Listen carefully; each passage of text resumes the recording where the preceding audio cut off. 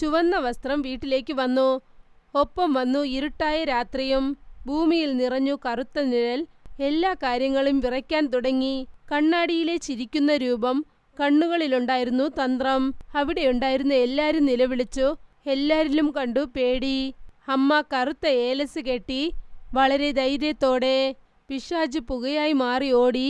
വിജയിച്ചു വിശ്വാസം.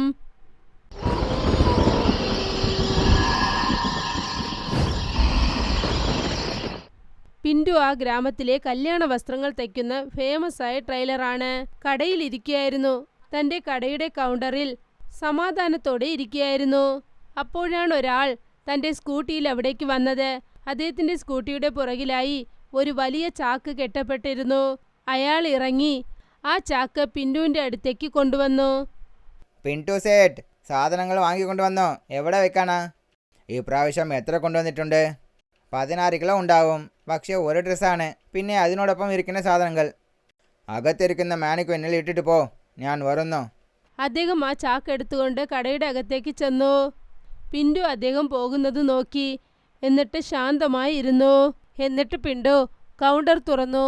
എന്നിട്ട് അതിൽ നിന്നും കുറച്ച് കാശ് കയ്യിലെടുത്തു. പിന്റു മാനിക്കനുള്ള മുറിയുടെ അകത്തേക്ക് ചെന്നു. അവിടെ പുതിയ കല്യാണ ഡ്രസ് മാനിക്കനിലിട്ട് അലങ്കരിച്ചിരിക്കുന്നത് കണ്ടു. ആ ഡ്രസ്സ് അത്ര ഭംഗിയുള്ളതായും വളരെ നന്നായും ഇരുന്നു. അത് കണ്ടതും പിന്റുവിന് വല്ലാതെ ഇഷ്ടമായി. അദ്ദേഹം ആ ഡ്രസ്സിന്റെ ഡിസൈൻ കണ്ടിട്ട് വല്ലാതെ ആകർഷിക്കപ്പെട്ടു. ഈ പ്രാവശ്യം ഒരുപാട് അടിപൊളിയായിട്ട് കൊണ്ടുവന്നിട്ടുണ്ട്. എന്തെങ്കിലും റാണീൻ്റെ അടുത്ത് നിന്ന് മോഷ്ടിച്ചു വന്നോ? എന്താ സേട്ടെ ഇങ്ങനെ പറയുന്നത്? അങ്ങനെ ഒന്നേ ഇല്ല, നിങ്ങൾ ക്വാളിറ്റി കണ്ടോളൂ. പിന്റു പതുക്കെ പതുക്കെ മുന്നിലോട്ട് നടന്നു ചെന്നു. എന്നിട്ട് ആ വസ്ത്രം മണപ്പിച്ചു നോക്കി. എന്നിട്ട് അദ്ദേഹം തിരിഞ്ഞ് ആ കൊണ്ടുവന്ന ആളെ നോക്കി. ഡ്രൈ ക്ലീനിങ് ചെയ്തോ ഇല്ലേ? ആ സേട്ടെ, ഇതാ എൻ്റെ പണി പൂർത്തിയായിട്ടുണ്ട്. പിന്നെ പിടിച്ചോ. പിന്റു അദ്ദേഹത്തിന്റെ കയ്യിൽ 1000 രൂപ നൽകി. സാറേ, ഈ പ്രാവശ്യം വന്ന സാധനം മറ്റുള്ളതേക്കാളും വ്യത്യാസമാണ്. കുറച്ച് 2000 കൊടുക്കാമല്ലേ? ഏത് സാധനത്തിന് എത്രയ്ക്ക് വാങ്ങണമെന്ന് എനിക്ക് നന്നായിട്ട് അറിയും. ഇപ്പോൾ പോയിക്കോ. അയാൾ അത് സമ്മതിച്ചു. എന്നിട്ട് അവിടെ നിന്നും പുറപ്പെട്ടു. പിന്റു മാനിക്വിനെ എങ്ങനെ നോക്കിക്കൊണ്ടിരുന്നാൽ അത് ശരിക്കും ജീവിച്ചിരിക്കുന്നത് പോലെ. എന്തെന്നാൽ ഒരുപാട് വർഷങ്ങൾക്ക് മുൻപ് നോക്കിയ ഭംഗി പോലെ ഇരുന്നു. അപ്പോഴാണ് പുറകിൽ നിന്നും ഒരു ശബ്ദം കേട്ടത്. അത് അദ്ദേഹത്തിന്റെ ശ്രദ്ധ തിരിച്ചു. പിന്റു അങ്കിൾ! അദ്ദേഹം അത് ശ്രദ്ധിച്ചു. എന്നിട്ട് അവിടെ നിന്നും പുറത്തുപോയി. ഭൂമി പിന്റുവിന് വേണ്ടി കൗണ്ടറിൽ വെയിറ്റ് ചെയ്യുകയായിരുന്നു. പിന്റു അവിടേക്ക് വന്നു. എന്നിട്ട് അവളെ അദ്ദേഹം സ്നേഹത്തോടെ നോക്കി, തന്റെ സ്വന്തം മോളെ പോലെ. ഷടാ ഭൂമി മോളെ, നിന്റെ കല്യാണത്തിന് എൻ്റെ ആശംസകൾ. നന്ദി അങ്കിൾ. ശരി പറയൂ, ഏത് ഡേറ്റാണ് തന്നിരിക്കുന്നത്? തീയതി അടുത്ത ഏകാദശി ദിവസമാണ്. പക്ഷെ ഞാൻ കരുതി ഇപ്പോഴേ ഡ്രസ്സിന് ഓർഡർ കൊടുക്കാമെന്ന്. നീ വളരെ നല്ല കാര്യമാണ് ചെയ്തിരിക്കുന്നത്. ശരി, എന്തെങ്കിലും ഡിസൈൻ ഉണ്ടെങ്കിൽ എന്നെ കാണിക്കാമോ? ഞാൻ നിനക്ക് വേണ്ടി മുൻപ് തന്നെ ഒരു അടിപൊളിയായിട്ട് സാരി എടുത്തു വച്ചിട്ടുണ്ട്. അത് നീ ഇപ്പോൾ കാണുന്നുണ്ടോ? എന്ത്, നേരാണോ? അതെ, തീർച്ചയായിട്ടും. എന്നാൽ ശരി, എന്നെ കാണിക്കാമോ? ഇതാ കൊണ്ടുവരുന്നു. ഷടാ ചന്ദൻ, അകത്തിരിക്കുന്ന പുതിയ ഡ്രസ്സ് പുറത്ത് കൊണ്ടുവാ, നമ്മളുടെ ഭൂമി മോളിന് വേണ്ടി. ചന്ദന മേനിക്കനിലിട്ടിരുന്ന അതേ ചുവന്ന വസ്ത്രം കൊണ്ടുവന്നു. ആ വെളിച്ചത്തിൽ ആ വസ്ത്രം വീണ്ടും നന്നായി തിളങ്ങാൻ തുടങ്ങി. അത് കണ്ടതും തന്നെ ഭൂമിക്ക് അത് വല്ലാതെ ഇഷ്ടമായി. വാവ് അങ്കിൾ, ഇതെങ്ങനെയിരിക്കുന്നെന്നാൽ മഹാറാണിയുടെ വസ്ത്രം പോലെയുണ്ട്. ഇത് നിങ്ങൾ എവിടെ നിന്നാണ് വാങ്ങിക്കൊണ്ടുവന്നത്? ഇല്ല മോളെ, ഇത് ഞാനാണ് തച്ചത്. ഞാൻ ഇതിനെ 30,000-ന് വിൽക്കണമെന്ന് ആലോചിച്ചു. പക്ഷേ നിനക്ക് വേണ്ടി 23,000-ന് തരാം. ഇത് നിനക്ക് നാളെ തന്നെ കിട്ടും. ശരി അങ്കിൾ, ഞാൻ നാളെ കാശ് എടുത്തുകൊണ്ട് വരാം. അതിനുശേഷം ഭൂമി അവിടെ നിന്നും പോയി. അവൾ പോയതും തന്നെ പിന്റു ഒരു തന്ത്രമായി ചിരിച്ചിരിച്ചു. കാരണം അദ്ദേഹം ഭയങ്കര ലാഭത്തിലൊരു കച്ചവടം ചെയ്തിരിക്കുകയാണ്. അന്ന് രാത്രി പിന്റു ആരോടോ ഫോണിൽ സംസാരിക്കുകയായിരുന്നു. പിന്നെ ഒപ്പം തന്നെ കണക്കുകളൊക്കെ നോക്കുകയായിരുന്നു. പണി പൂർത്തിയായിട്ടുണ്ട്. ആ ഭൂമി നാളെ വന്ന് ആ സാരി വാങ്ങിച്ചോളും. ആ ഓർഡർ അദ്ദേഹത്തിന് തന്നേക്ക്. അദ്ദേഹം അങ്ങനെ സംസാരിച്ചുകൊണ്ടിരിക്കുമ്പോൾ പെട്ടെന്ന് കറണ്ട് ഓഫായി. അവിടെ മൊത്തം ഇരുട്ടായി മാറി. പിന്റു എണീറ്റ് ജനറേറ്ററിനെ നോക്കാൻ ചെന്നു. അപ്പോൾ അദ്ദേഹത്തിന്റെ കാലുകൾ അതേ ചുവന്ന വസ്ത്രമിട്ടിരുന്ന ആ മാനിക്കന് പുറത്തിടിച്ചു. ആ ചന്ദ്രന്റെ വെളിച്ചത്തിൽ മാനിക്കന്റെ മുഖം വളരെ നന്നായി കാണാൻ സാധിച്ചു. അദ്ദേഹം അത് മാറ്റിവെച്ചു. എന്നിട്ട് ജനറേറ്ററിനെ നോക്കി അദ്ദേഹം നടക്കാൻ തുടങ്ങി. അപ്പോഴാണ് അദ്ദേഹത്തിന് ചെറിയ പിറുപിറുക്കുന്ന ശബ്ദം കേട്ടത്. പിണ്ടു. പിണ്ടുവിന്റെ കണ്ണുകൾ പേടികൊണ്ട് നിറഞ്ഞു. അദ്ദേഹം തിരിഞ്ഞു നോക്കിയപ്പോൾ ആ മാനിക്കൻ അദ്ദേഹത്തിന്റെ പുറകിൽ നിൽക്കുകയായിരുന്നു. അദ്ദേഹം അതിനെ പിടിച്ചു. എന്നിട്ട് നേരിട്ട് അതിന്റെ കണ്ണുകളിലേക്ക് അദ്ദേഹം നോക്കി. പെട്ടെന്ന് ആ മുഖം മാറി ഭയങ്കരമായ ഒരു രൂപമായി മാറി.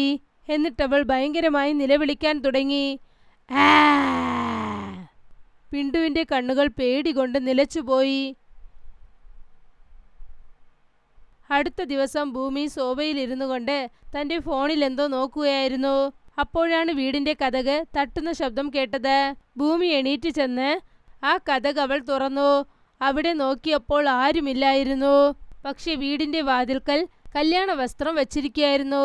ഇത് കണ്ടിട്ട് ഭൂമി ഞെട്ടിപ്പോയി. അമ്മേ, അമ്മേ! അപ്പോഴാണ് അവളുടെ അമ്മ റൂമിൽ നിന്നും പുറത്തേക്ക് വന്നത്. അവരവിടേക്ക് വന്ന്, എന്താണ് മോളെ?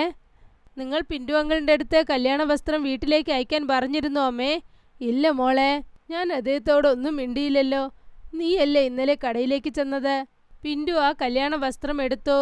എന്നിട്ട് തൻ്റെ അമ്മയോട് കാണിച്ചു. പക്ഷേ ഇത് കണ്ടോ? ഇതാരാണ് ഇവിടെ വെച്ചിട്ട് പോയത്? പിന്റു അങ്കിൾ ഇന്നാണ് ഇത് വന്ന് വാങ്ങിക്കൊണ്ട് പോകാൻ പറഞ്ഞത്. അല്ല, ഇതിൽ വിഷമിക്കേണ്ട കാര്യം എന്താണ് മോളെ? അദ്ദേഹം ആരുടെ കയ്യിലെങ്കിലും കൊടുത്തയച്ചതായിരിക്കാം. നീ ഇതോർത്ത് ഒരുപാട് വിഷമിക്കേണ്ട. നീ ചെന്ന് വേഗം റെഡിയാകെ. ചെറുക്കൻ്റെ വീട്ടുകാർ ഇപ്പോൾ വേഗം എത്തും. ഭൂമി ശരിയെന്ന് സമ്മതിച്ചു. കല്യാണ വസ്ത്രം അവൾ അകത്തേക്ക് കൊണ്ടുപോയി. ഭൂമി തൻ്റെ മുറിയിൽ ആ വസ്ത്രം അണിഞ്ഞു നോക്കുകയായിരുന്നു. അവൾ കണ്ണാടിയുടെ മുന്നിൽ നിന്നുകൊണ്ട് തൻ്റെ വസ്ത്രം നോക്കി ഒരുപാട് സന്തോഷിച്ചു. പക്ഷെ അപ്പോഴാണ് അവൾക്ക് മനസ്സിലാകാൻ തുടങ്ങിയത് അവളുടെ രൂപം അവളുടെ പ്രവൃത്തിയിൽ നിന്നും വ്യത്യാസമായിരുന്നു. കണ്ണാടിയിൽ അവളുടെ രൂപം അങ്ങനെ നിന്നു. എന്നിട്ടൊരു ചിരിയോടുകൂടി അവളെ നോക്കുകയായിരുന്നു. അവളുടെ കണ്ണുകളിൽ ജീവനില്ലാത്തതുപോലെ ഇരിക്കുന്നു. മറ്റൊരു വശത്ത് അവളുടെ അമ്മ ചെറുക്കൻ്റെ വീട്ടുകാരെ വീട്ടിനകത്തേക്ക് സ്വാഗതം ചെയ്തു. അവരവരെ സോഫയിലിരുത്തി. എന്നിട്ട് എല്ലാവർക്കും കുടിക്കാൻ ജ്യൂസ് നൽകി. എന്നിട്ടവർ ഭൂമിയോട് പുറത്തേക്ക് വരാനായി പറഞ്ഞു. മോളെ ഭൂമി, വരൂ മോളെ, എല്ലാം റെഡിയായി കഴിഞ്ഞു. ഭൂമി തൻ്റെ മുറിയുടെ കതക് തുറന്നു. അവൾ ഇപ്പോൾ തന്നെ കല്യാണ വസ്ത്രം അണിഞ്ഞിരുന്നു. അവൾ ലിവിംഗ് റൂമിലേക്ക് നടന്നു വന്നു. പക്ഷെ അവളുടെ പ്രവൃത്തികളൊക്കെ വളരെ വ്യത്യാസമായും പേടിപ്പിക്കുന്നതുമായിരുന്നു. അവിടെ ഇരുന്നവരെല്ലാവരും അവളുടെ പ്രവൃത്തി കണ്ട് ഒരുപാട് പേടിച്ചുപോയി. അവളുടെ അമ്മ അവളുടെ കയ്യിൽ പിടിച്ചു. എന്നിട്ട് അവളെ വഴക്കു പറയാൻ തുടങ്ങി. നീ എന്താ മോളെ ഈ കാണിക്കുന്നത്? നിന്നെ തന്നെ നീ കൺട്രോൾ ചെയ്യേ. അല്ല, നീ എന്തിനാ ഇങ്ങനെയൊക്കെ ചെയ്യുന്നത്? വായടക്കിതള്ളേ. ഭൂമി തൻ്റെ അമ്മയുടെ കൈ കുടഞ്ഞു വിട്ടു. എന്നിട്ട് നേരെ ചെറുക്കൻ്റെ കണ്ണിലേക്ക് നോക്കി. അവളുടെ മുഖം കാണാൻ വളരെ ഭയങ്കരമായിരുന്നു. ചെറുക്കനും വീട്ടുകാരും വല്ലാതെ പേടിച്ചിരിക്കുകയായിരുന്നു. പിന്നെ നീ എന്നെ കൊണ്ടുപോകാൻ നോക്കുകയാണോ? നിന്റെ വീട്ടിലേക്ക് നിനക്ക് രക്ഷപ്പെടാനാവില്ല. നീ ആരാ? ഞാനാണ് നിന്റെ മരണം. നിന്നെ കൊല്ലാനായി വന്നിരിക്കുകയാണ്. നിന്നെ കൊന്ന് നിന്റെ രക്തം കുടിക്കാൻ വന്നിരിക്കുകയാണ്. എടാ തെണ്ടി. ഭൂമി പെട്ടെന്ന് അവന്റെ മേലിലേക്ക് ചാടി.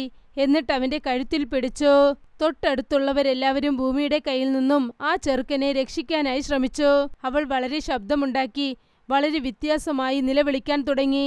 ചെറുക്കനും ചെറുക്കന്റെ വീട്ടുകാരും വളരെ പേടിച്ചു പോയിരുന്നു. രാത്രി ഒരു സ്വാമിജിയെ ഭൂമിയുടെ അമ്മ ചെന്ന് കൂട്ടിക്കൊണ്ടു വന്നു. ഭൂമിയെ കട്ടിലിൽ കെട്ടിവെച്ചിരിക്കുകയായിരുന്നു. എന്നാലും അവൾ നിലവിളിച്ചുകൊണ്ടേ ഇരിക്കുകയായിരുന്നു. അവിടെ ഉണ്ടായിരുന്നവരോടൊക്കെ വളരെ മോശമായി സംസാരിക്കാൻ തുടങ്ങി. അഴിച്ചുവിടോ പൊട്ടികളെ, എന്നെ അഴിച്ചുവിടോ.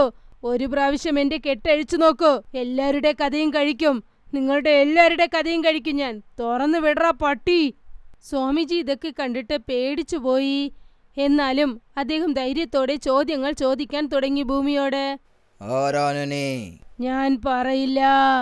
പറയൂ, ആരാണ് നീ? നീ ഇവിടെ എന്തിനാ വന്നിരിക്കുന്നത്? എല്ലാരെയും കൊല്ലാൻ വന്നിരിക്കുകയാണ്.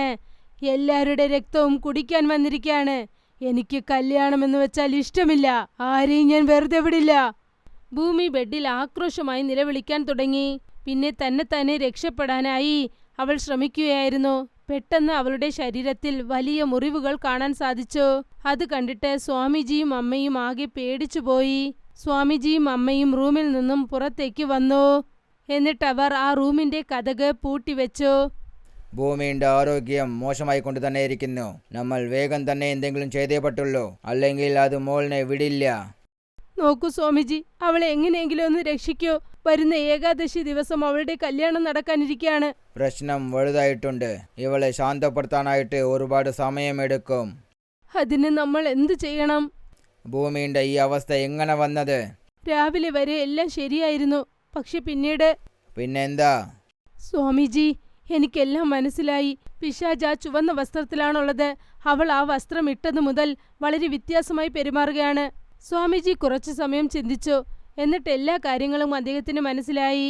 തെറ്റായ കാര്യങ്ങൾ നടക്കുന്നതിന് മുൻപ് നമ്മൾ ആ ചുവന്ന വസ്ത്രത്തിനെ അവളുടെ ശരീരത്തിൽ നിന്നും എടുക്കണം. ഭൂമിയുടെ അമ്മ ശരിയെന്ന് സമ്മതിച്ചു. അവർ വീണ്ടും ഒരു പ്രാവശ്യം ഭൂമിയുടെ മുറിയിലേക്ക് ചെന്നു. ഇത്തവണ ഭൂമി വളരെ ശാന്തമായി കിടന്നുറങ്ങുകയായിരുന്നു. അവളുടെ ശരീരം മുഴുവൻ ഒരുപാട് മുറിവുകൾ ഇരിക്കുന്നത് നന്നായി കാണാൻ സാധിച്ചു. ഇത് കണ്ടിട്ട് ഭൂമിയുടെ അമ്മ കരയാൻ തുടങ്ങി.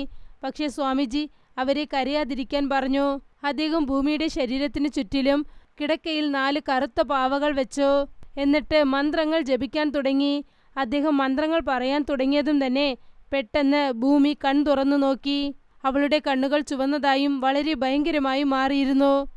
എന്നെ വിടറാ പട്ടി, വിടാൻ പറഞ്ഞില്ലേ? ഈ പെണ്ണിന്റെ ശരീരത്തിനെ വിട്ടുപോയേക്ക്, ഞാൻ നിനക്ക് കട്ടളയിടുന്നു. ഭൂമി ഭയങ്കരമായി പിടയാൻ തുടങ്ങി. എന്നിട്ട് അവൾ നിലവിളിക്കാൻ തുടങ്ങി. അവളുടെ വായിൽ നിന്നും രക്തം വരാൻ തുടങ്ങി. സ്വാമിജി, എന്റെ മോളെ എങ്ങനെയെങ്കിലും രക്ഷിക്കണേ, എനിക്കിവളെ നഷ്ടപ്പെടാനാകില്ല. പെട്ടെന്ന് ഭൂമി ശാന്തയായി. പിന്നെ കുറച്ചു സമയം അവിടെ എല്ലാം തന്നെ വളരെ ശാന്തമായി മാറിയിരുന്നു. സ്വാമിജിയും അവളുടെ അമ്മയും എന്ത് കരുതിയെന്നാൽ പിശാച് പോയെന്ന്. വേഗം, എന്റെ അടുത്ത് സമയമില്ല. ആ വസ്ത്രത്തിനെ അവളുടെ ശരീരത്തിൽ നിന്നും എടുക്കൂ. അവളുടെ അമ്മ മുന്നിലോട്ട് നടന്നു ചെന്നപ്പോൾ ഭൂമി പെട്ടെന്ന് കണ്ണു തുറന്നു. അവൾ ആ കട്ടിലോടുകൂടി മുകളിലോട്ട് പറന്നു. എന്നിട്ട് ആ കട്ടിൽ അവളുടെ അമ്മയുടെ പുറത്തും സ്വാമിജിയുടെ പുറത്തേക്കും വലിച്ചെറിഞ്ഞു. രണ്ടുപേരും അതിൽ നിന്നും രക്ഷപ്പെട്ടു. ആ കട്ടിൽ ചുമരിൽ ചെന്ന് ഇടിച്ച് ഉടഞ്ഞുപോയി.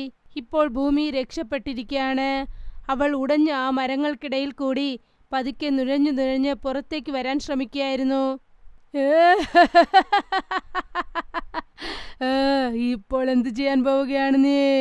അവൾ വേഗം ഇഴഞ്ഞ് സ്വാമിജിയുടെ അടുത്തേക്ക് ചെന്നു.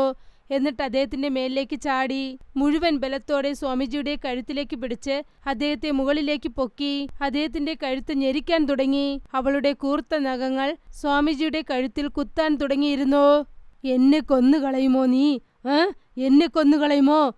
ഭൂമിയുടെ അമ്മ മുന്നിലേക്ക് വന്നു. അവർ അവളുടെ കഴുത്തിൽ കറുത്ത ഏലസ് കെട്ടി. ആ ഏലസ് കണ്ടതും ഭൂമി നന്നായി നിലവിളിക്കാൻ തുടങ്ങി.